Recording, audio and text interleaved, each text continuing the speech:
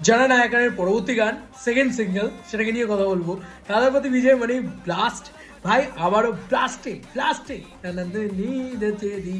এই গানটা যে লেভেলে ভালো লেগেছিল আমাদেরকে, সেই লেভেলে এখন অব্দি হয়নি। হয়তো এটা ব্যাড অ্যাজ বা ওই লেভেলে মাস সং হয়নি, বাট একটা ডিসেন্ট মাস সং হয়েছে। ঠিক আছে, অনিরুদ্ধের গান কিচ্ছু বলা যায় না ভাই, যখন তখন মন পছন্দ হয়ে যেতে পারে। বাট এই গানটা আমি মোটামুটি 4বার মতন শুনলাম, আমার কিন্তু বেশ ভালো লেগেছে। মানে একটা ডিসেন্ট গান হয়েছে এটা বলবো আমি। এখনও ব্যাড অ্যাজ ওয়ার মতন হয়নি, বা এই মানে থালাপতি বিজয়ের এই আগের গানটাই যেটা, সেই গানটার মতনও হয়নি, কিন্তু এই গানটা বেশ ভালো গান হয়েছে, একটা ডিসেন্ট গান হয়েছে।